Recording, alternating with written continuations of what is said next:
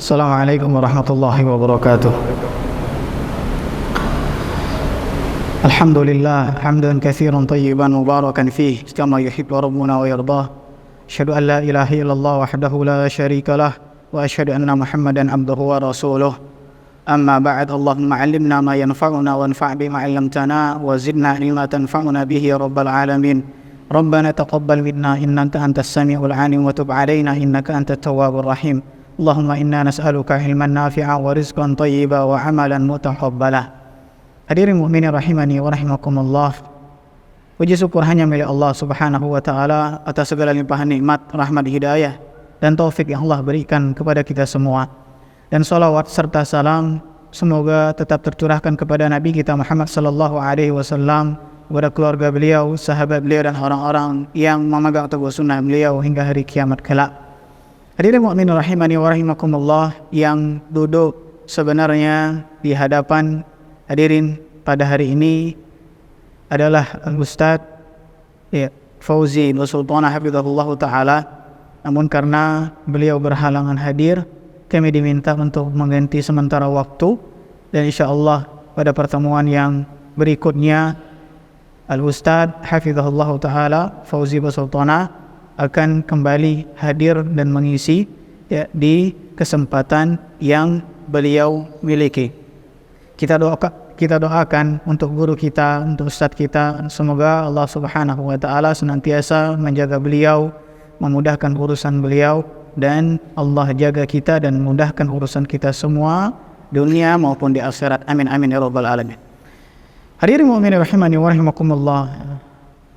Tema yang kita angkat pada kesempatan yang berbahagia ini adalah tema yang sangat penting bagi kaum muslimin, dan tema ini berkaitan dengan apa yang akan kita hadapi dari ibadah yang akan kita kerjakan, yaitu berkenaan dengan ibadah kurban.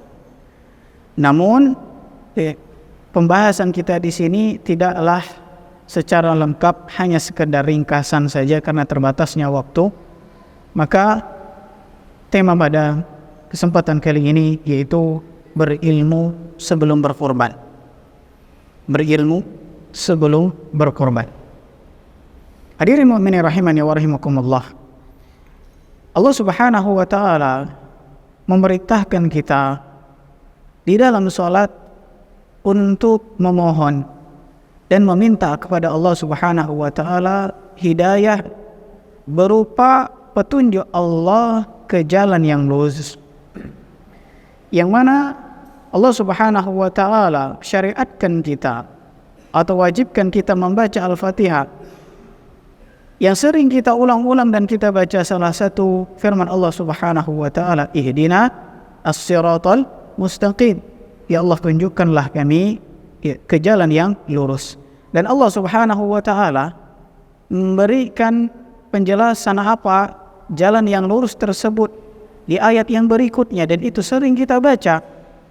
Jalan tersebut adalah ihdinas siratal mustaqim siratal ladzina an'amta 'alaihim, jalan yang engkau beri nikmat, ghairil maghdubi 'alaihim, dan jalan yang bukan termasuk orang yang engkau murkai, waladhdallin, dan orang-orang yang tersesat. Kalimat atau firman Allah Subhanahu wa taala waladhdallin atau ghairil maghdubi 'alaihim, yang pertama itu maksudnya adalah kaum Yahudi. Adapun kalimat dhalin yang kita baca itu maksudnya kaum Nasara, kaum yang dimurkai dan kaum yang tersesat Allah sifati di dalam Al-Quran, yang mana dua kaum ini mereka melakukan pelanggaran dari sisi ilmu dan amal. Yang mana kaum Yahudi Allah Subhanahu wa taala murkai karena mereka tidak mengamalkan ilmu yang mereka punya. Adapun kaum Nasara dhalin, mereka tersesat karena mereka beramal namun mereka tidak berilmu. Maka kaum muslimin, umat ini adalah umat yang Allah Subhanahu wa taala jadikan umat yang harus dia berilmu sebelum dia beramal. Maka jadilah umat ini di antara keduanya, umat yang selalu senantiasa haus akan ilmu, lalu dengannya dia beramal dan dengannya dia beribadah kepada Allah Subhanahu wa taala. Hadirin mukminin rahimani wa rahimakumullah. Yang pertama berkenaan dengan kurban. Ya. Yaitu kurban itu adalah amal ibadah tahunan, bukan seumur hidup. Ya. Kurban adalah amal ibadah tahunan, bukan seumur hidup. Ini perlu kita pahami dan perlu kita sampaikan. Mengapa demikian?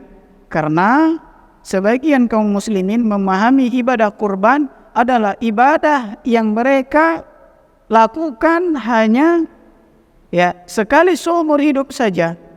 Maka terkadang kita dapati keluarga, taruhlah dia beranggotakan suami istri dan anaknya 2. Maka tahun pertama dia berkorban atas nama kepala keluarga suaminya. Tahun kedua istri, tahun ketiga anak pertama, tahun keempat anak yang kedua, tahun kelima, 6 dan seterusnya mereka tidak berkorban lagi. Karena mereka menganggap kurban hanyalah ibadah cukup setahun atau seumur hidup sekali. Mengapa kita katakan demikian? Karena Allah Subhanahu wa taala berfirman di dalam Al-Qur'an. Ketika Allah Subhanahu wa taala memerintahkan kurban, Allah Subhanahu wa taala berfirman di dalam surah Al-Kautsar. Allah katakan, "Inna a'tainakal kautsar."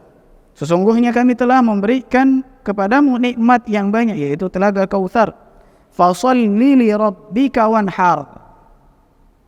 Maka tegakkanlah salat ikhlas karena Allah Subhanahu wa taala, wanhar, dan berkurbanlah engkau. Para ulama mengatakan di antaranya Qatadah, Atha dan Ikrimah, mereka mengatakan Allah Subhanahu wa taala pada ayat ini memerintahkan kaum muslimin untuk melakukan salat Id. Salat Id yang berkaitan dengan kurban adalah Idul Adha. Sebagaimana salat Idul Adha itu dilakukan setahun sekali, maka begitu juga kurban itu dilakukan setahun sekali. Maka ibadah kurban adalah ibadah tahunan, bukan seumur hidup sekali. Maka kalau kita tanya sebagian kawan kita dan dia mengatakan, Pak, kurban hari ini, wah indah, saya sudah pernah. Kalau jawabannya demikian, maka kita katakan, Pak, kurban itu bukan sekali seumur hidup. Akan tetapi kurban itu adalah ibadah setiap tahun. Kalau kemarin sudah berkurban, tahun ini berkurban lagi. Tahun besok, berkurban lagi. Tahun besoknya, berkurban lagi. Hadirin mu'minin rahimani wa rahimakumullah. Itu yang pertama. Kurban adalah ibadah tahunan, bukan sekali seumur hidup. Yang kedua, orang yang mampu dia harus berkurban. Hadirin mukminin rahimani wa rahimakumullah. Diriwayatkan dari sahabat yang mulia Abu Hurairah radhiyallahu an bahwa Nabi sallallahu alaihi wasallam bersabda, beliau berkata, "Man kana lahu sa'atun wa lam yudhi fala yaqrabanna musallana." Barang siapa yang ia memiliki kelapangan dari hartanya, namun ia enggan untuk berkurban, maka janganlah ia dekat-dekat tempat sholat kami. Tempat sholat kita di mana, Pak? Masjid. Masjid adalah rumah kedua untuk kaum muslimin. Di dalam hadis yang lain Nabi SAW katakan, al-masjidu baitu kulli mu'min atau kulli muslimin, atau kama qala, masjid itu rumah untuk setiap kaum muslimin. Maka kalau kita safar, jalan kemana saja, ketemu kita masjid, Ya, kadang adem kita, enak mau melakukan ibadah, ya, enak mau melakukan ya, kegiatan, ataupun kita istirahat sejenak. Maka masjid ibarat rumah kedua kaum muslimin. Dan hadirin mukminin rahimani wa rahimakumullah, misalnya ada seorang anak yang dia tidak pulang-pulang,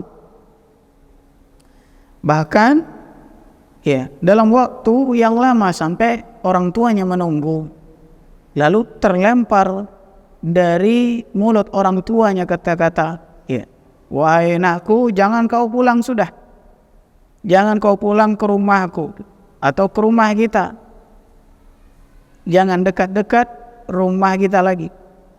Kalau ada perkataan demikian dari orang tua kepada anak, kira-kira perasaan anak itu senang atau sedih? Maka jelas jawabannya sedih, karena mereka tahu bahwa kalimat ini keluar dari orang tuanya karena bukan tanda orang tua ridho kepadanya, namun tanda orang tua marah kepadanya.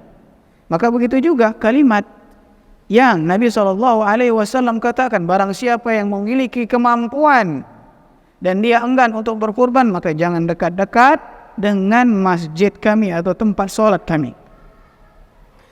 Maka hadirin mukminin rahimani wa rahimakumullah, ya, maka dari sini para ulama mengatakan hukum ibadah kurban, sebagian mengatakan wajib, sebagian mengatakan sunnah muakkadah, sunnah yang sangat ditekankan.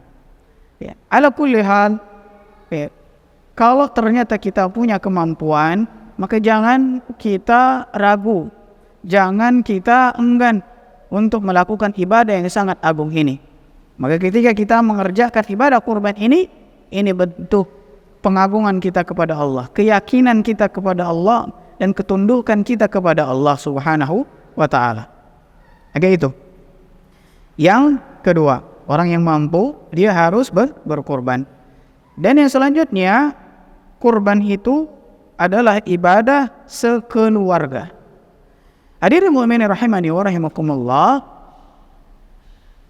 datang sebuah riwayat dari Atha bin Yasar, dan dia adalah salah seorang ulama pada zaman tabi'in, dan dia bertanya kepada Abu Ayyub Al-Ansari radhiyallahu an tentang bagaimana cara berkurban di zaman Nabi sallallahu alaihi wasallam.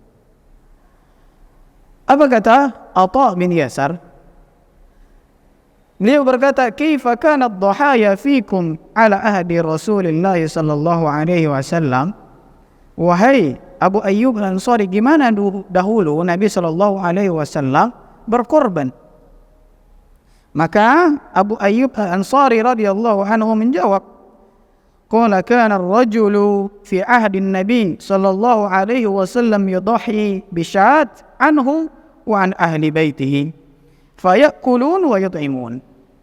Pada masa Rasul sallallahu alaihi wasallam, seorang suami atau kepala keluarga, dia berkurban dengan 1 ekor kambing, namun itu dia niatkan untuk dirinya juga keluarganya. Hadirin mukminin rahimani wa rahimakumullah, sebagian kaum muslimin menganggap bahwa ibadah kurban itu pahalanya hanya dia dapatkan untuk dirinya sendiri, untuk sahibul kurban saja. Padahal tidak demikian. Ibadah kurban kalau itu berkaitan dengan pahala, itu lebih luas daripada yang sifatnya kepemilikan. Kalau pemilik hewan kurban, iya satu hewan, 1 orang. Adapun pahalanya itu ternyata bisa kita dapatkan sekeluarga kita, semuanya. Bagaimana caranya? Maka ketika dia menyembelih hewan kurban, dia niatkan itu untuk dirinya dan keluarganya. Maka Nabi SAW ketika menyembelih hewan kurban, beliau katakan, Bismillah ya Allahu Akbar, hadza minka walaka anni wa an ahli baiti. Ya, atau kama qala. Nabi SAW katakan ketika menyembelih hewan kurban, Bismillah Allahu Akbar, ya Allah, ini adalah rezeki darimu, ya, ini adalah untukmu atas namaku dan atas semua keluargaku. Maka semuanya dapat pahalanya. Maka begitu juga hendaknya seorang muslim dan muslimah, mukmin dan mukminah, ketika dia berkorban, niatkan korban itu untuk dirinya dan keluarganya, supaya pahalanya bisa didapatkan semua keluarganya. Ya. Hadirin mukminin rahimani wa rahimakumullah. Maka itu yang berkaitan dengan pahala kurban bisa didapatkan untuk semua keluarga. Lalu apa yang dikatakan atau siapa yang dikatakan keluarga yang boleh dilibatkan di dalam kurban? Maka di sini kami ringkas bahwa dia menjadi beberapa syarat. Yang pertama, dia kerabat kita yang memang memiliki tali darah atau keluarga.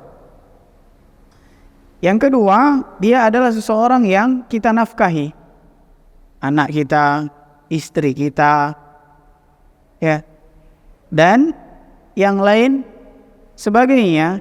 Misalnya orang tua kita yang sudah sepuh, ya, kita nafkahi beliau, maka bisa kita ikutkan.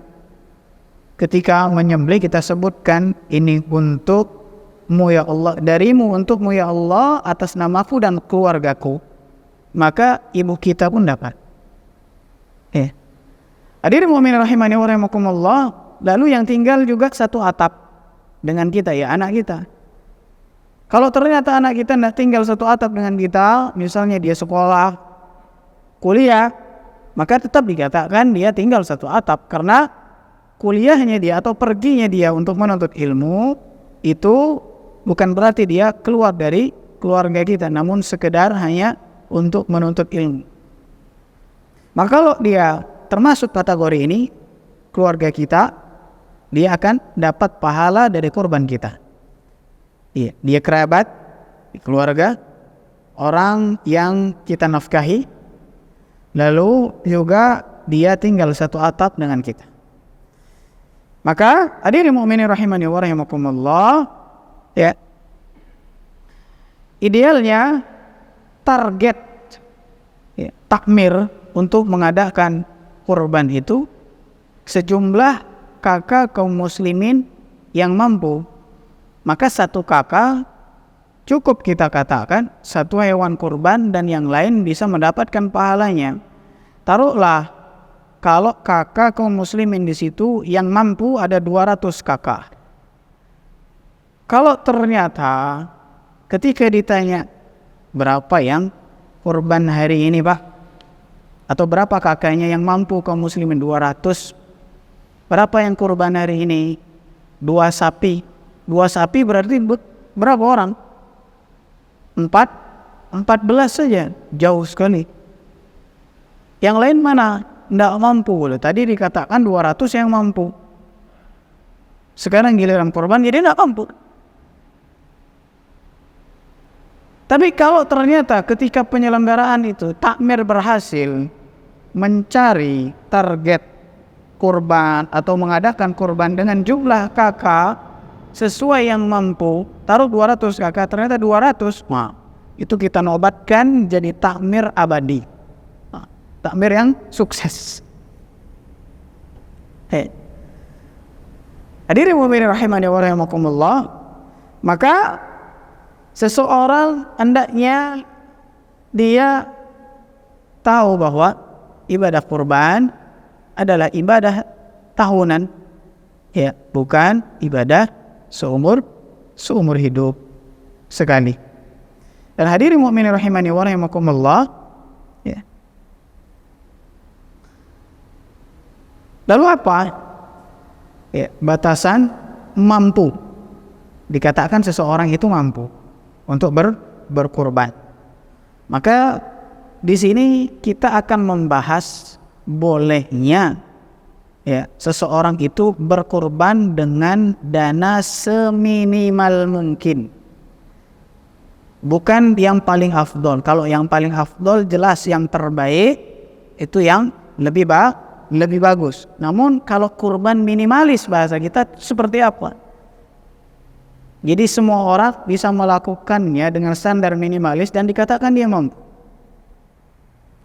Yang pertama, kurban itu dia tidak wajib hewan yang jantan. Tidak wajib dia jantan. Walaupun terkadang asing untuk kita atau ya kaum muslimin ketika seseorang berkurban dengan hewan yang betina, semuanya pilih jantan. Namun kalau dikatakan boleh hendak seseorang berkurban dengan hewan kurban betina, maka jawabannya boleh. Apa dalilnya? Ini berdasarkan sabda Rasul sallallahu alaihi wasallam tentang akikah. Apa yang Nabi sallallahu alaihi wasallam sabdakan? Beliau berkata yang artinya akikah untuk anak laki-laki itu 2 kambing dan anak perempuan 1 kambing. Dan tidak jadi masalah untuk kalian menyembelih hewan atau kambing jantan atau kambing betina.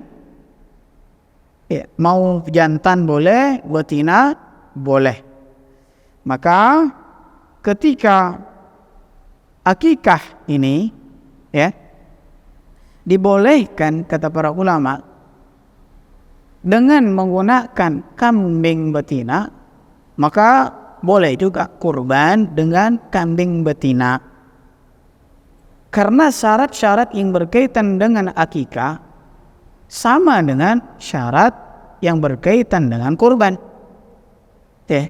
Harus tidak boleh cacat dia di situ. Harus kambing. Tidak boleh ada akikah pakai kelinci. Kira-kira mau akikah pakai kelinci. Tidak. Maka boleh. Seseorang berkurban dengan kurban atau hewan yang betina. Namun alhamdulillah ya, kalau kita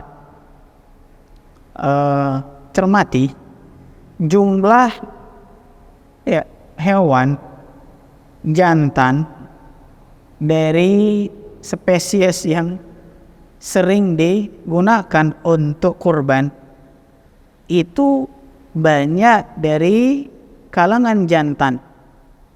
Dan di lapangan demikian. Tidak ada ibarat orang mengatakan sapi betina itu atau sapi jantan punah dia gara-gara dikorbankan atau di Idul Adha. Tidak. Malah setiap tahun yang banyak itu yang jantan. Kambing juga begitu. Ini diantara takdir dan kemudahan Allah Subhanahu wa ta'ala untuk umat ini melakukan ibadah kurban dengan cara yang terbaik dan memilih jantan, dan jantan tidak pernah habis. Berbanding terbalik dengan manusia.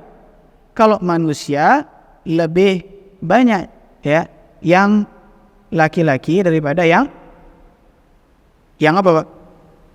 Bukan betina. Yang wanita, yang perempuan. Bahkan di sensus 1 banding sekian kan. Tapi kalau hewan enggak. Insyaallah tabarakallah. Lalu yang kedua, kurban dengan domba itu dibolehkan di usia 6 bulan. Dari hadis yang disampaikan dari Nabi sallallahu alaihi wasallam, beliau bersabda, "Dhahu bil jada' minadh-dha'ni fa innahu jaiz." Hadis riwayat Ahmad. Berkorbanlah kalian dengan domba jad'ah, karena berkorban dengannya itu diperbolehkan. Sebagaimana kalau manusia bahasanya ketika dia tumbuh dari umur satu ke umur yang lainnya itu ada penamaannya, begitu juga hewan di dalam bahasa Arab.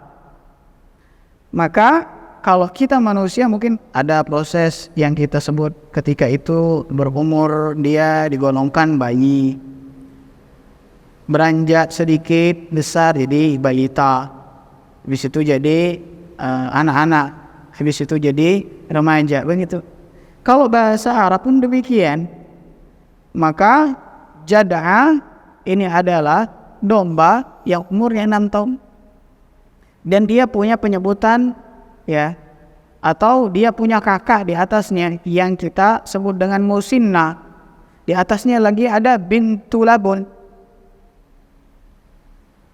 Maka jada'ah ini kata Nabi SAW, domba itu boleh dikurbankan atau boleh kita berkurban dengannya. Para ulama mengatakan ada yang mengatakan dibolehkan umur 1 tahun atau 6 bulan. Taruhlah kita ambil pendapat yang 6 bulan. Maka kita hitung orang dikatakan mampu untuk berkurban. Yang pertama, seseorang itu kalau ternyata dia tidak mampu beli yang mahal, beli yang betina dari hewan kurban, kambing lah taruh. Dan hewan kambing betina dari jenis domba, umurnya 6 bulan. Kira-kira pertanyaan, berapa harganya? Yang tahu pasaran kambing sekarang? Berapa kira-kira? Berapa? 1,5 juta domba. Nggak sampai kayaknya. Setelah kami cari beberapa informasi, maka domba dengan harga umurnya 6 bulan, kalau kita bilang sate kambing muda lah, itu tidak lebih dari 700 sampai 800 ribu. Maka seseorang kalau ternyata dia punya di tabungannya uang sejumlah demikian, dan kalau dia keluarkan itu tidak mempengaruhi perekonomiannya, maksudnya ada uang yang lain untuk menafkahi dan tabungannya yang lain, maka itu dikatakan seseorang mampu untuk berkurban dari segi minimalisnya kurban. Maka hadirin mukminin rahimani wa rahimakumullah, seseorang itu hendaknya dia mempersiapkan dirinya untuk berkurban dengan kemampuannya. Taruhlah kemampuannya yang paling segi atau yang paling dari segi minimalis yang kita bahas ini. Kalau yang mahal jelas itu yang terbaik, kalau mampu silahkan. Tapi kalau tidak mampu ternyata ada yang paling mentok segitu, kita dapat hewan kurban. Yang kita sayangkan, sebagian kaum muslimin itu mereka ketika berkurban mengatakan dirinya tidak mampu, padahal kesehariannya kalau dihitung-hitung mereka mampu. Taruhlah misalnya rokok, Pak, rokok sehari habis berapa bungkus kira-kira? 3 bungkus. 1 bungkus lah minimal ya. 1 bungkus. 1 bungkus rokok berapa sekarang harganya? 20. Taruhlah 20 ribu. Sehari 20 ribu. Kali setahun 20 ribu, taruhlah kali 300 hari. 20 ribu kali 300 berapa? 6 juta ya? 6 juta. Ya. Dengan nominal demikian, dia mampu untuk menganggarkan rokok dalam jangka waktu setahun. Giliran kurban dia bilang tidak mampu. Oleh karena ya, sebagian orang itu tidak memperhatikan sesuatu mana yang maslahat atau yang baik untuk dunia dan akhiratnya, mana yang tidak baik untuk dunia dan akhiratnya. Kalau kita katakan rokok baiknya di mana? Apa manfaat halalnya rokok? Nah, itu bas. Apa? Mudahnya gini, Pak. Kalau kita ingin menilai manfaat atau halal manfaat suatu benda, maka kita tempelkan dia dengan masjid. Kita tempelkan dengan masjid. Kalau ada orang yang mau wakaf atau mau sedekah, Pak Tamir, saya mau sedekah air. Air manfaat tidak? Manfaat. Taruh di manapun dia akan berguna untuk orang. Taruh di depan mihrab, cocok. Di belakang juga cocok. Kipas angin, saya mau wakaf kipas angin, Pak. Woi, takmirnya senang.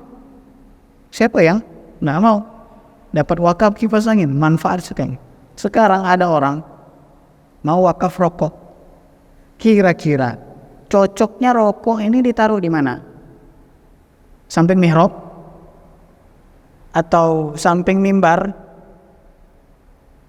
Di belakang? Nggak cocok. Cocoknya di mana? Tempat sampah. Di tempat sampah. Maka Allah Subhanahu wa taala berfirman di dalam Al-Qur'an mengatakan, "Wala takunu kalladzina nasullaha fa ansahum anfusahum ulaika humul fasiqun." Janganlah kalian menjadi orang yang lupa akan Allah Subhanahu wa taala lalu Allah pun membuat atau melupakan dirinya. Para ulama mengatakan, di antaranya Ibnu Qayyim rahimahullahu taala, maksudnya lupa di sini Allah Subhanahu wa taala membuat seseorang itu tidak bisa membedakan mana yang manfaat untuk dirinya dunia maupun akhirat, mana yang tidak bermanfaat untuk dirinya dunia dan akhirat. Kalau kita ibaratkan seperti anak kecil. Anak kecil kan sebagian besar mereka tidak tahu tentang apa yang mereka kerjakan. Yang penting maunya senang aja, mau ada manfaatnya atau tidak. Maka kita sering lihat anak kecil senang sekali main mercon, beli mercon, padahal ya tidak ada manfaat sama sekali. Kalau tidak ada mercon, nanti dia cari yang lain alternatif. Nanti ada yang pakai ya tabung gas 3 kilo kan. Banyak itu. Karena mereka tidak tahu mana yang baik, mana yang tidak baik untuk dirinya. Contoh yang lain, anak kita nih, lagi ujian sekolahnya, tidak belajar dia di rumah, yang pusing siapa? Orang tuanya. Dia bilang sama orang tuanya, "Pak, ibu kenapa stres? Saya aja tidak stres. Saya tidak pusing, santai aja." Bapak ibunya tahu karena ketika dia belajar, itu bisa membantu dia ketika menjawab soal ujian yang berpengaruh ketika nanti ya dia menjalani kehidupan dia dan masa depan dia tidak sadar itu penting untuk dia. Maka ketika seseorang bisa meninggalkan yang namanya rokok, lalu itu dia niatkan untuk beribadah dan kurban, apalagi, maka ini termasuk prestasi yang sangat bagus.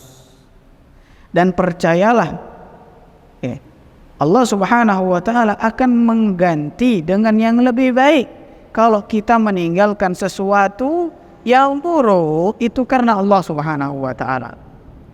Maka Nabi SAW bersabda di dalam hadis yang lain, Nabi katakan, sesungguhnya tidaklah engkau meninggalkan sesuatu karena Allah Azza wa Jalla, melainkan engkau akan diganti dengan sesuatu yang lebih baik. Yakin seorang. Maka kalau seorang bisa meninggalkan yang namanya rokok tadi, dan dia mulai anggaran rokok tadi untuk kurban, wah itu top. Itu mantap. Hadirin mukminin rahimani wa rahimakumullah. Lalu yang selanjutnya, ya, kurban itu adalah masalah takwa. Masalah takwa. Ya. Maka ada kaidah yang penting yang dikatakan oleh ulama kita. Apa kaidah tersebut? Yaitu memperhatikan maslahat ibadah kurban itu lebih didahulukan daripada maslahat pemanfaatan kurban, kecuali ada faktor lain. Maksudnya apa? Seseorang berkurban sesuai dengan sunnah Nabi SAW itu lebih diutamakan daripada hanya sekedar gemuk banyaknya daging yang dia dapat ketika kurban. Hadirin mukminin rahimani wa rahimakumullah. Mengapa demikian? Karena kita ketika berbicara masalah kurban itu kita berhadapan dengan firman Allah Subhanahu wa taala. Allah Subhanahu wa taala berfirman di dalam surah Al-Hajj ayat ke-37.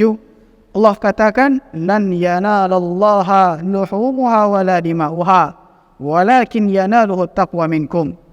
Yang sampai kepada Allah itu bukan daging yang kalian sembelih tersebut, itu tidak akan nyampe, kata Allah. Yang nyampe itu adalah takwa. Jadi darah yang dikucurkan, daging yang didapat, itu hakikatnya kembali kepada kita sendiri. Untuk kaum muslimin yang nyampe itu apa? Takwa, keimanan. Maka seseorang ketika berkurban hendaknya dia memperhatikan apa saja yang berkaitan dengan sunnah-sunnah yang berkaitan dengan kurban. Di antaranya ketika dia hendak berkorban, dia tidak dibenarkan untuk memotong rambut dan kuku ketika nanti masuk 1 Dzulhijjah. Ya.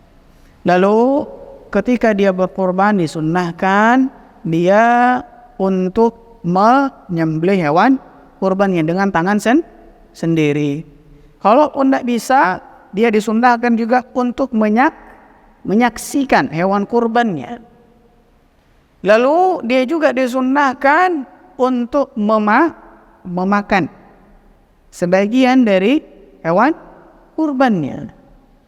Maka kalau terkumpul kayak sunnah ini dia bisa lakukan semua, maka ini tergolong kurban yang sempurna. Maka pertanyaannya, mana yang lebih afdol, kurban di tempat domisili kita sekarang atau di kampung kita?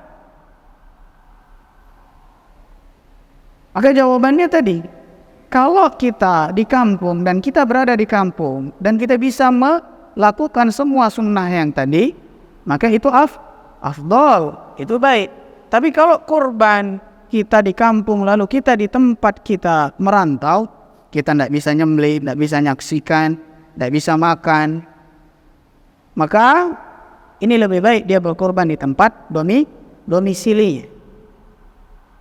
Maka hadirin mukminin rahimani wa rahimakumullah, ya, korban itu bukan masalah gede-gedean, ya. Maka jangan orang itu minder, wah kambing yang dia bisa beli hanya grade yang ini gitu, maka tidak usah minder. Ya. Kata Allah Subhanahu wa taala tadi, itu tidak nyampe kepada Allah darahnya, dagingnya, nyampe takwa. Maka ketika berkorban niatnya besar, ikhlas karena Allah, semakin pahalanya banyak. Ketika korban niatnya ikhlas itu kosong dari ibadahnya atau tidak ikhlas, maka begitu juga pahala yang dia dapat nihil. Ya. Hadirin mukminin rahimani wa rahimakumullah. Lalu yang selanjutnya, ya, apa kriteria hewan kurban? Apa kriteria hewan kurban? Kriteria hewan kurban telah jelas di dalam syariat, yaitu dia adalah hewan yang disebut dengan bahimatul an'am, hewan ternak yang jenisnya onta, yang kambing, ya, dan sapi. Maka kalau ada orang yang mengatakan hewan kan juga diternak, ya, masa tidak boleh pakai hewan? Kambing sama ayam kan juga diternak, masa tidak boleh pakai? Tidak boleh, Pak, karena peraturannya sudah demikian, pakai unta, sapi dan kambing. Lalu berapa batas usia hewan kurban? Hadirin mukminin rahimani wa rahimakumullah, Rasul sallallahu alaihi wasallam berkata, yang artinya janganlah kalian menyembelih kecuali musinnah, berkorban dengan musinnah. Ya, musinnah ini, ya, apa? Ini dibahas oleh para ulama. Ternyata musinnah ini berkaitan dengan umur dari hewan kurban yang akan kita sembelih. Maka kalau musinnah untuk kambing itu dia berusia 2 tahun. Kalau sapi dia berusia 2 tahun. 2 tahun jalan ke 3 tahun. Musinnah untuk unta itu umurnya 5 tahun. 5 tahun jalan ke 6. Dan ya, musinnah ini juga berkaitan dengan, ya, sebagian mengaitkan dengan putusnya giginya, kepus giginya kambing itu, maka dia dikatakan, ya, musinnah. Tapi wallahu taala alam, ya, masalah copot atau tidak copot gigi itu kembali kepada urusan Allah Subhanahu wa taala untuk kambing tersebut. Maka copot atau tidak copot, dia tetap dihitung musinnah kalau umurnya terbilang di yang kita sebutkan tadi. Kambing 2 tahun masuk 3 tahun jalan, juga sapi itu 2 tahun masuk, ya, ke 3 tahun, ya, unta masuk ke 5, ya, masuk ke umur 5 masuk ke 6 tahun, ya. Maka ada sebagian yang tidak amanah itu di giginya di kepoin bahasanya, dicopot, ya, tapi umurnya belum memenuhi syarat. Nah, ini kembali kepada penjualnya, dia akan bertanggung jawab di hadapan Allah Subhanahu wa taala. Lalu yang selanjutnya cacat, ya, hewan kurban. Ya, Nabi sallallahu alaihi wasallam menyebutkan ada 4 cacat yang jelas cacatnya yang menyebabkan hewan itu tidak sah untuk dikurbankan. Nabi katakan buta, yang mana buta itu sebelah dan jelas butanya, sakit yang sakitnya jelas, pincangnya jelas, ya, atau hewan yang sangat kurus seperti tidak memiliki sumsum. Jelas di sini pertanyaannya kembali kepada hewan atau kepada manusia. Kalau kembali kepada hewan, maka kita katakan kambing tidak bisa ngomong. Misal kambing, dia merasa mata dia ini satu buta, yang satu sehat. Maka ketika dia mau dikorbankan, dia bilang mungkin di dalam dirinya, kok aku dikorbankan padahal aku cacat. Tapi kan kambing tidak bisa ngomong. Tapi orang yang mau berkorban, dia lihat matanya ini hitamnya masih bagus, matanya putihnya masih bagus, maka dikurbankan. Maka jelas di sini adalah jelas dari sisi orang-orang. Hadirin mukminin rahimani wa rahimakumullah. Lalu ada, ya, sakit yang membuat ibadah atau kurban itu menjadi, ya, makruh, yaitu contohnya Nabi katakan telinganya terpotong, tanduknya pecah atau patah. Oke. Misalnya nih, kalau ada kurban besar, dia gemuk, namun telinganya, ya, terpotong atau tanduknya pecah, tapi ada kurban, ada hewan yang tanduknya lengkap, dia tidak terlalu besar daripada yang cacat. Yang mana kita pilih? Yang sempurna tadi. Karena kita tidak nyari tadi dagingnya. Hadirin mukminin rahimani wa rahimakumullah. Lalu yang selanjutnya dan yang terakhir adalah syarat ya sesembelihan atau syarat menyembelih. Ya, di antaranya seseorang harus dia mampu berniat menyembelih. Maka tidak boleh orang yang menyembelih itu orang yang belum balik atau orang yang gila. Ya, maka seseorang harus berakal dan dia harus berniat untuk menyembelih. Yang kedua, seseorang itu harus muslim, ya, atau dari kalangan ahlul kitab. Maka kita katakan jagal yang tidak sholat, maka tidak boleh dia menyembelih. Maka pada demikian orang yang tidak sholat sama saja seorang itu bukan Islam. Maka syarat jagal itu dia sholat. Perhatikan. Maka jaga yang tidak sholat, tidak pernah sholat dia, maka jangan diminta untuk menyembelih. Suruh sholat, suruh taubat. Hadirin mu'minin rahimani wa rahimakumullah. Lalu yang berkaitan dengan kesembelihan, yaitu dia tidak dipersembahkan untuk selain Allah. Jelas kalau kita menyembelih untuk selain Allah ini syirik. Lalu yang selanjutnya dia harus menyebut basmalah atau bismillah. Maka ketika seorang menyembelih hewan kurban, bismillahnya itu untuk hewannya. Maka satu hewan kurban, satu bismillah. Jadi tidak bisa dititipkan bismillahnya, Pak. Pak, jangan lupa bismillah. Oh, tadi fulan kan sudah. Oh, tidak bisa. Satu hewan kurban harus satu bismillah.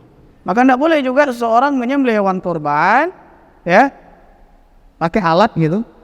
20 hewan kurban dia pencet bismillah terus semua terus. Tidak boleh. Ini juga berlaku dengan kegiatan kita menyembelih harian kita untuk dimakan. Menyembelih ayam, bismillah satu untuk satu ayam. Jangan dijejer leher ayam, ya. Pegang. Kalau pegang 4 ayam, bismillah gitu. 4 langsung kita tewaskan dia. Tidak boleh. Beda kalau berkaitan dengan berburu. Kalau berburu, bismillahnya itu untuk senapannya, senjatanya. Maka ketika orang berburu, di depannya itu ada belibis begitu banyak, dan dia bilang bismillah, tembak 4 langsung mati, maka 4-4-nya itu halal. Maka perlu diperhatikan, bismillah ketika kurban satu saja untuk satu hewan. Lain lagi kalau ternyata hewan kurbannya itu tidak dalam kondisi ideal. Misal hewan kurban kabur, nanti kan kita dapati fenomena ada hewan kurban yang kabur, bahkan nyemplung ke sumur. Nah, kalau itu kondisi tidak ideal, dan ketika dia nyemplung sumur yang kelihatan itu bokong, ya, maka boleh seseorang itu menggunakan yang namanya tadi senapan, dia karena tidak memungkinkan untuk disembelih, maka dia ucapkan bismillah untuk senapan ini, dia tembak. Nah, maka halal di situ kurbannya kalau kondisinya tidak ideal. Tapi kalau tidak seperti itu, ya seperti biasa. Mungkin ini yang bisa kami sampaikan. Kurang lebihnya mohon maaf. Adapun yang berkaitan dengan kurban yang lainnya, semoga para ustaz-ustaz lain bisa menyampaikannya. Jika ada kekurangan dan kesalahan, itu datangnya dari kebodohan dan kejahilan kami. Dan jika ada kebenaran, itu datangnya dari Allah Subhanahu wa taala.